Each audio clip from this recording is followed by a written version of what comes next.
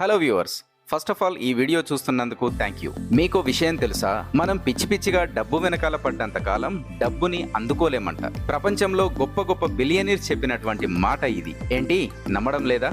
ఈ వీడియో పూర్తిగా చూడండి. ఎలా ఉంటే లైఫ్ లో డబ్బుల వర్షాన్ని చూస్తామో పూర్తిగా తెలుసుకుంటారు. ఒక స్టోరీలో చూద్దాం రండి. ఏ మరియు బి అనే ఇద్దరు వ్యక్తులు 4 చక్రాల బండ్ల మీద వేరువేరుగా బనానాస్ అమ్ముతున్నారు.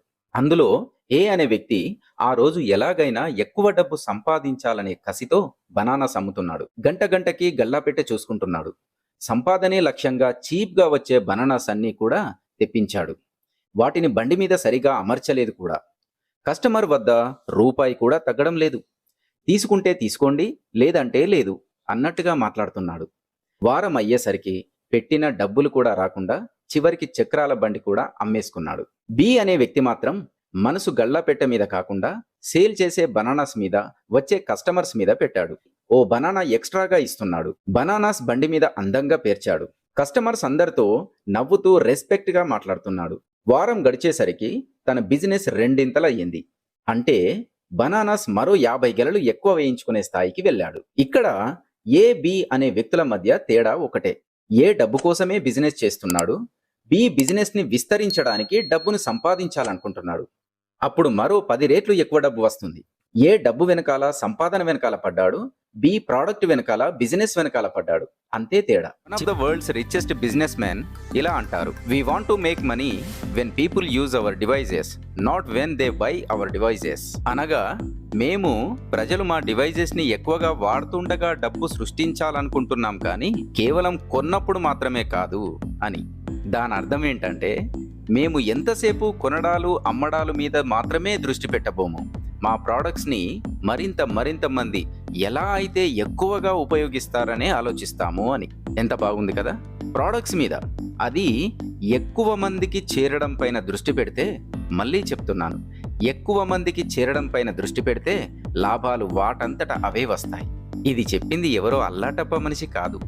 అమెజాన్ సీఈఓ, సుమారు $232 బిలియన్ నెట్వర్త్ కలిగిన ప్రపంచ కుబేరుల్లో ఒకరు జెఫ్ బెజోస్ మాటలివి. ఈ మాటలు చూడండి. If we were motivated by money, we would have sold the company a long time ago and ended up on a beach. My job as a leader is to make sure everybody in the company has great opportunities and that they feel they are having a meaningful impact.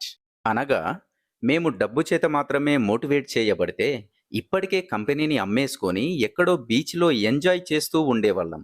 కానీ ఒక లీడర్గా నా ధర్మం ఏంటంటే, నా కంపెనీలో ఉండే వాళ్ళకి మరింత గొప్ప పొజిషన్స్ని కల్పించడం.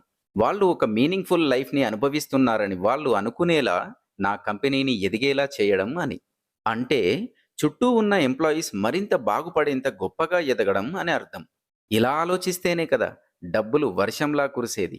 ఇది చెప్పింది సాధారణమైన వ్యక్తి ఏం కాదు. Google board member and controlling share holder, సుమారు $210 బిలియన్ నెట్వర్త్ కలిగిన లారీ పేజ్.